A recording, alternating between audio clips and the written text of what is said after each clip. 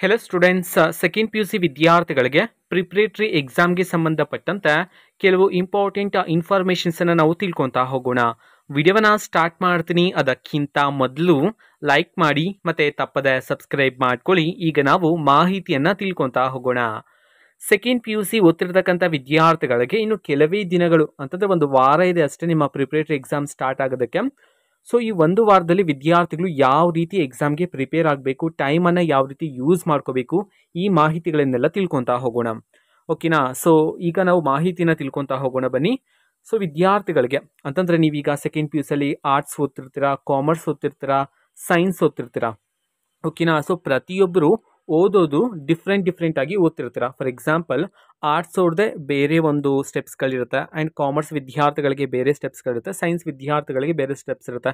Because ಸೈನ್ಸಲ್ಲಿ mathematics ಬರುತ್ತೆ, biology ಬರುತ್ತೆ, physics, chemistry, ಇನ್ನೂ ಹಲವಾರು ಸಬ್ಜೆಕ್ಟ್ಸ್ಗಳು ಬರ್ತಾ ಹೋಗುತ್ತೆ. ಸೊ ಪ್ರತಿ ಸಬ್ಜೆಕ್ಟ್ಗೆ ನಾವು ಓದ್ತಕ್ಕಂತಹ ಮೆಥಡ್ ಅಥವಾ ಓದ್ತಕ್ಕಂತಹ ಸ್ಟೆಪ್ಸ್ಗಳಿದೆಲ್ಲ ಅದೆಲ್ಲ ಚೇಂಜ್ ಆಗ್ತಿರತ್ತೆ. ಸೊ ಇದೆಲ್ಲ ಡಿಪೆಂಡ್ ಆಗಿರ್ತಕ್ಕಂಥದ್ದು ನಿಮ್ಮ ಮೇಲೇನೆ. ಅದು ಹೇಗೆ ಅಂದರೆ, ಈಗ ಒಬ್ಬ ಸ್ಟೂಡೆಂಟ್ಗೆ ಒಂದು ಸಬ್ಜೆಕ್ಟ್ ಈಸಿ ಇರುತ್ತೆ, ಇನ್ನೊಂದು ಸಬ್ಜೆಕ್ಟ್ ಕಷ್ಟ ಆಗ್ಬಿಟ್ಟಿರುತ್ತೆ, ಆ ಸಬ್ಜೆಕ್ಟೇ ಅರ್ಥ ಆಗಲ್ಲ. ಸೊ ಆ ರೀತಿಯೂ ಸಹ ಇರುತ್ತೆ.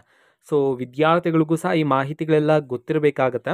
ಸೊ ನೋಡಿ, ಪ್ರಿಪ್ರೇಟರಿ ಎಕ್ಸಾಮ್ಗೆ ಯಾವ ರೀತಿ ಪ್ರಿಪೇರ್ ಆಗಬೇಕು. ಸೊ ಮೊದಲಿಗೆ ಪ್ರಿಪ್ರೇಟರಿ ಎಕ್ಸಾಮ್ ಅಂತಂದರೆ ಏನು, ಇದನ್ನು ನಾವು ತಿಳ್ಕೊತಾ ಹೋಗೋಣ.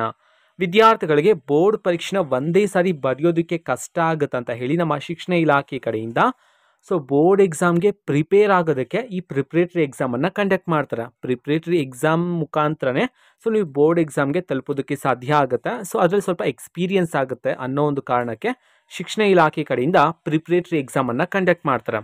ಸೊ ಪ್ರಿಪ್ರೇಟರಿ ಎಕ್ಸಾಮ್ಗೆ ವಿದ್ಯಾರ್ಥಿಗಳು ಓದೋದಕ್ಕಿಂತ ಮೊದಲೇ ಪ್ರಿಪ್ರೇಟರಿ ಎಕ್ಸಾಮ್ಗೆ ಯಾವ ಟಾಪಿಕ್ಸ್ಗಳನ್ನು ಕೇಳಲಾಗುತ್ತೆ, ಇದನ್ನು ನೀವು ನಿಮ್ಮ ಲೆಕ್ಚರ್ಸ್ಗಳ ಮುಖಾಂತರ ಕಲೆಕ್ಟ್ ಮಾಡ್ಕೋಬೇಕಾಗತ್ತೆ ಇನ್ಫಾರ್ಮೇಷನನ್ನು ಆ್ಯಂಡ್ ಟಾಪಿಕ್ಸ್ಗಳನ್ನು. ಓಕೆನಾ? ಯಾಕೆ ಅಂತಂದರೆ ಪ್ರಿಪ್ರೇಟರಿ ಎಕ್ಸಾಮ್ಗೆ 70 to 80% ಸಿಲೆಬಸ್ ಆದರೂ ಇದ್ದೇ ಇರುತ್ತೆ. ಓಕೆನಾ? ಅದಕ್ಕೋಸ್ಕರ ಯಾವ್ಯಾವ ಸಿಲೆಬಸ್ ಇರುತ್ತೆ ಅಂತ ಕೇಳಿಬಿಟ್ಟು, ಅಥವಾ ಹೇಳಿರ್ತಾರೆ ಈಗಾಗಲೇ, ಓಕೆನಾ, ಕಾಲೇಜಸಲ್ಲಿ ಹೇಳಿರ್ತಾರೆ, ಆ ಟಾಪಿಕ್ಸ್ಗಳನ್ನು ಮಾತ್ರ ಓದ್ಕೊಳ್ಳಿ ಪ್ರಿಪ್ರೇಟ್ರಿಗೆ. ಒನ್ಸ್ ಪ್ರಿಪ್ರೇಟರಿ ಎಕ್ಸಾಮ್ ಕಂಪ್ಲೀಟ್ ಆದಮೇಲೆ ಇನ್ನು ಉಳಿದಿರ್ತಕ್ಕಂತಹ 20% ಸಿಲೆಬಸ್ಸನ್ನು ಆದಷ್ಟು ಬೇಗ ಕವರ್ ಅಪ್ ಮಾಡ್ಕೋಬೇಕಾಗತ್ತೆ.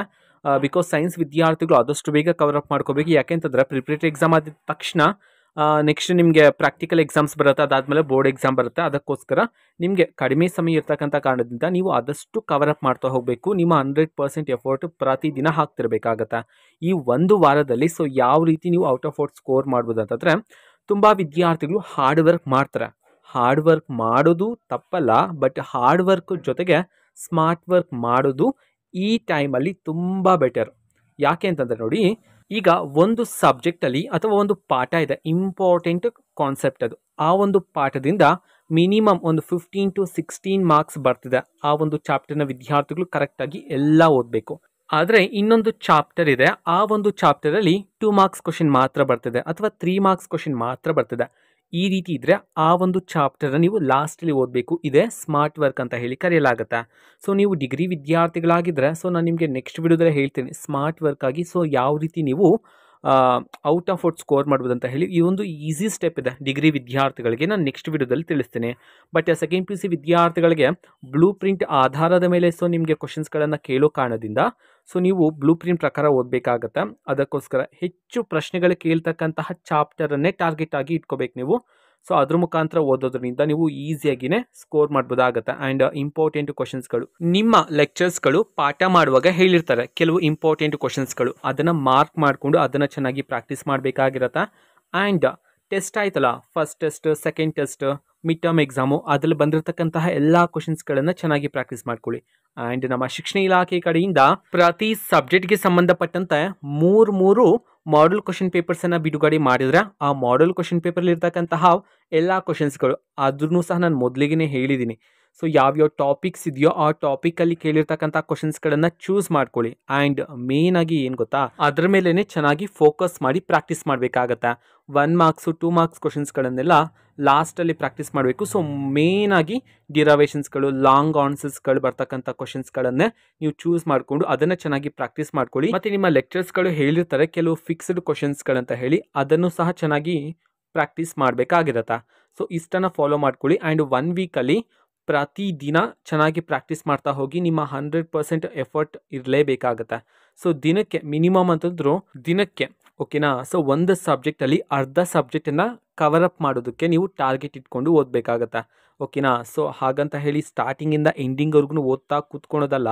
ಮೇಯ್ನಾಗಿ ಎಕ್ಸಾಮ್ಗೆ ಏನು ಬೇಕು, ನಾನು ಔಟ್ ಆಫ್ ಔಟ್ ಸ್ಕೋರ್ ಮಾಡೋದಕ್ಕೆ ಯಾವ ಇನ್ಫಾರ್ಮೇಷನ್ ಅಗತ್ಯ ಇದೋ ಅದನ್ನು ಮಾತ್ರ ಕಲೆಕ್ಟ್ ಮಾಡಿಕೊಂಡು ಒಂದು ನೋಟ್ಬುಕ್ಕಲ್ಲಿ ಬರ್ಕೊಳ್ತಾ ಹೋಗ್ಬೋದು ಅಷ್ಟೇ ಓಕೆನಾ. ಆ್ಯಂಡ್ ಇಂಪಾರ್ಟೆಂಟ್ ಪ್ರಾಬ್ಲಮ್ಸ್ಗಳನ್ನು ಸಾಲ್ವ್ ಮಾಡ್ತಕ್ಕಂಥದ್ದು ಹೇಳಿದ್ನಲ್ಲ. 1 ಮಾರ್ಕ್ಸು 2 ಮಾರ್ಕ್ಸ್ನೆಲ್ಲ ಸೊ 1-2 ಅವರ್ಸಲ್ಲೆಲ್ಲ ಕವರ್ ಅಪ್ ಮಾಡಿಬಿಡೋದು. ಎಲ್ಲ ಸಬ್ಜೆಕ್ಟಲ್ಲೂ ಅಷ್ಟೇ, ಎಲ್ಲ ಚಾಪ್ಟರ್ಸ್ಗಳನ್ನು ಸಹ ಅಷ್ಟೇ 1 to 2 ಅವರ್ಸ್ ಸಾಕಾಗುತ್ತೆ 1 ಮಾರ್ಕ್ಸ್ ಮತ್ತು 2 ಮಾರ್ಕ್ಸ್ಗಳಿಗೆಲ್ಲ. ಆ್ಯಂಡ್ ಮೇಯ್ನಾಗಿ ಡಿರವೇಷನ್ಸ್ಗಳಷ್ಟೇ.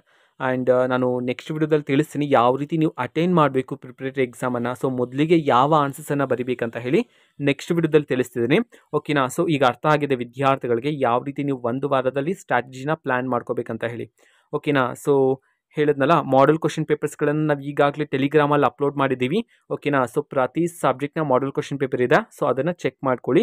ಆ್ಯಂಡ್ ಅದರಲ್ಲಿರ್ತಕ್ಕಂತಹ important questions, previous year question ಪೇಪರ್ಸ್ಗಳು ಓಕೆನಾ, ಇದನ್ನೆಲ್ಲ ಕಲೆಕ್ಟ್ ಮಾಡ್ಕೋಬೇಕು. ನೀವು ಕಲೆಕ್ಟ್ ಮಾಡಿಕೊಂಡು ಓದೋದ್ರಿಂದ ನೀವು ಈಸಿಯಾಗಿಯೇ 1 ವೀಕಲ್ಲಿ ಔಟ್ ಆಫ್ ಔಟ್ ಸ್ಕೋರ್ ಮಾಡ್ಬೋದಾಗತ್ತಾ ಓಕೆನಾ. ಸೊ ಇದು ಇವತ್ತಿನ ಒಂದು ವಿಡಿಯೋ.